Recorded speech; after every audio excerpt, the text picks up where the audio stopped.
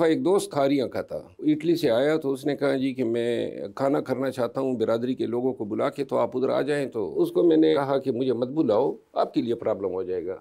उन्होंने कहा नहीं, आप आ जाएं।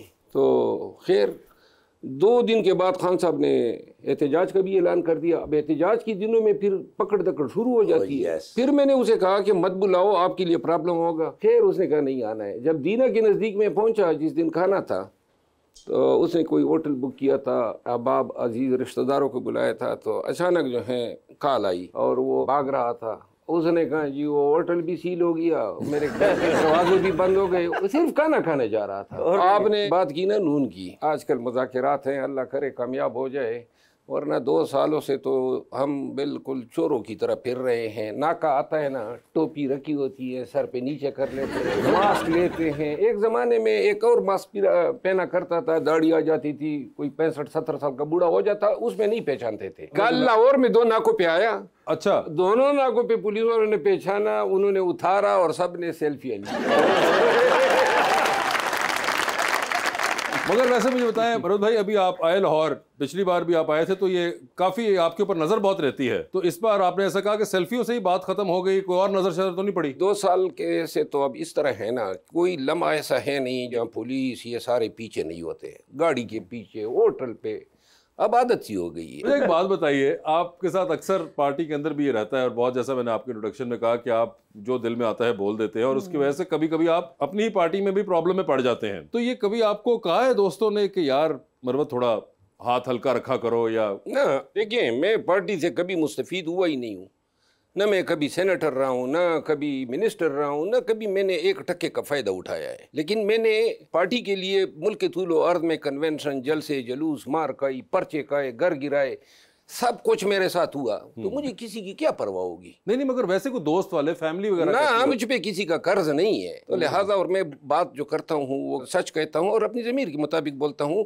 कानून के इस पेशे में हमने ये नहीं सीखा है कि इसमें भी हम दोहरा मयार रखें, और बहुत सारे दोस्त नाराज़ भी होते हैं, लेकिन अब शायद सब ने पहचान लिया कि ये मतलब है कि सीधी होने वाली चीज़ नहीं है, तो लिहाजा गुजारा कर रहे हैं। और मौलाना साहब, आप जो उन्होंने पकड़ा और मेरी कमीज डर करके फट गई, तो वो जरा आवाज निकाल दे मेहरबानी। आवाज निकाल दे। वो आवाज हमारे मोहतरम स्पीकर है ना, सरदार अयाज सादिक साहब, हाँ जी, उसकी भी ख्वाहिश थी कि मैं उसको ये आवाज दोबारा सुनाऊं, लेकिन मैं किसी को वो आवाज दोबारा नहीं सुनाऊंगा।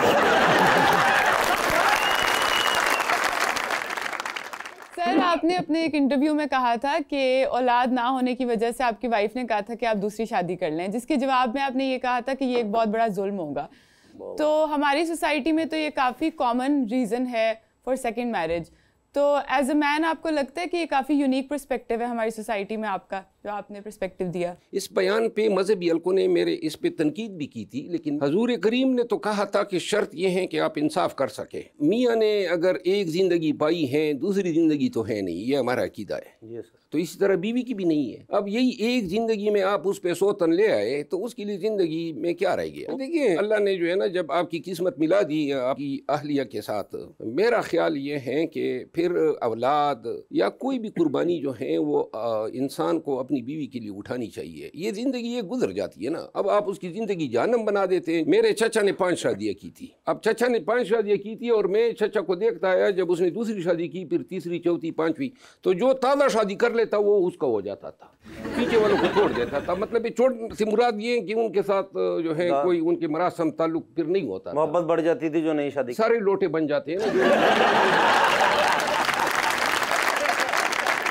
मगर उनका जो पॉइंट था, उनका कि ये पाकिस्तानी मर्द होते हुए ये बड़ा एक यूनिक पॉइंट ऑफ व्यू है और ये अमूमन नहीं होता, वो आपको बड़ा उस पर अप्रिशिएट कर रही है। मुझे लगा अल्लाह ताला ने जो शरीक हयात दी है, वो शरीक हयात से मुराद यही है कि ये आपकी ज़िंदगी की बुनियादी एक इकाई है, एक हिस्सा है। और मैं फैमिली कोर्ट जज रहा हूँ, मैंने बहुत सारे घरों को टूटते देखा है। जब तक आप अपनी अहलिया ज़ोजा को इज़्ज़त और एहतराम नहीं देंगे, इज़्ज़त एहतराम ये नहीं है कि आप उसको सोना ला के दें, आप उसको गाड़ी लेके दें, बल्कि आप उसके जज्बात को मजरू न करें। और सबसे बड़ा जज्बा जो मजरू होता है ना, वो उसकी मोहब्बत को आप किसी और के साथ शेयर करते हैं, बंदे को मार देता है। वैसे आप पे इल्ज़ाम बहुत ज़्यादा लगते हैं मरोज साहब, बहुत ज़्यादा। जिस तरह आप पे वो असम्बली में सिगरेट पीने का इल्ज़ाम लग गया था, तो इस तरह हुआ कि तो टिकटॉक में किसी ने वैसी मज़े का एक ये बना दिया था कि मरबत साहब जो हैं असेंबली में सिगरेट, मैं तो सिगरेट पीता हूँ, लोगों ने कहीं से उसको असेंबली के साथ तशबीह दे दी। जी सर, ठीक है। मरियम औरंगजेब उसने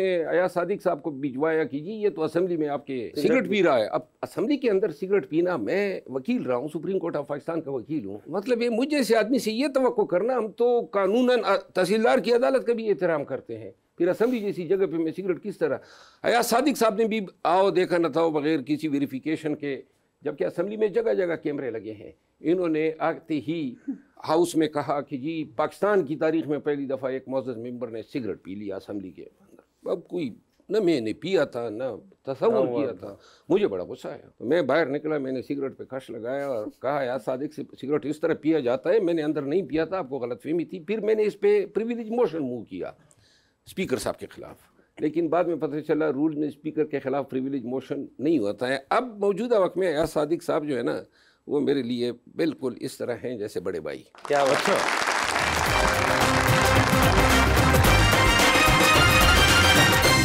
वेलकम बैक जी मैडम। अस्सलाम वालेकुम, मेरा नाम दुरेश है। सर मेरा सवाल आपसे है, आपको हमेशा 3 पीस सूट में देखा है, क्या आप ये किसी एक्टर से इम्प्रेस होकर पहनते हैं या आपको खुद से पसंद है? कभी किसी को कॉपी नहीं किया है, ओरिजिनल पीस हूँ।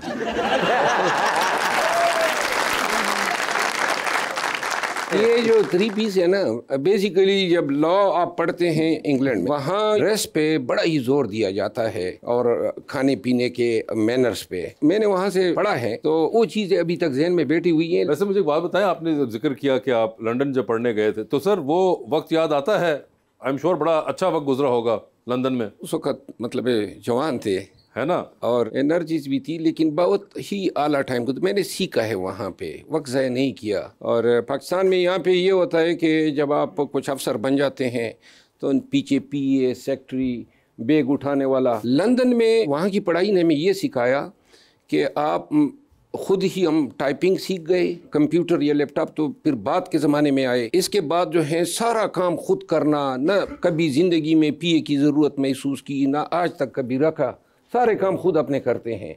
और वहाँ पे वो अफसर को अफसर नहीं बनाते, इंसान बनाते हैं। वैसे आप माशाल्लाह माशाल्लाह अभी भी जवान भी हैं और बहुत प्यारे भी हैं, और जब आप लंदन गए तब तो बहुत ही ज़्यादा यंग होंगे, तो कोई प्यार मोहब्बत कभी ज़िंदगी में हुआ? मेरे साथ मेरी बेगम गई थी। अच्छा, साथ थी भाभी वहाँ पे? साथ थी, और मोहब्बत जो है ना, बहुत सारी बातें सुनी है, लेकिन मोहब्बत के बारे में मेरा फ़लसफ़ा ये है क्या सर? कि इंसान मोहब्बत सिर्फ अपनी बीवी के साथ कर सकता है, बाकी किसी के साथ नहीं। माशाल्लाह सर, मुझे लगता है आपकी बातों से आप भी भाभी से डरते हैं। नहीं, डरता नहीं, डरता नहीं हूँ, लेकिन ये वाइड एरिया है ना जो वो चाहती है। नहीं सर, शादी से पहले कभी होता ना कि कोई मोहब्बत, कोई इस तरह? हमारे दौर में, जिस ज़माने में हम नौजवान थे ना या यूनिवर्सिटी में पढ़ते थे, वहाँ हया और शर्म और आदाब वो बहुत डिफरेंट थे। ख़वातीन जो थी, ख़ुसूसन KP में, पेशावर यूनिवर्सिटी में, वो ज़्यादातर नकाब रखा करती थी। वो इतनी इंटरेक्शन नहीं थी, एक्सेस नहीं थी, मोबाइल नहीं थे।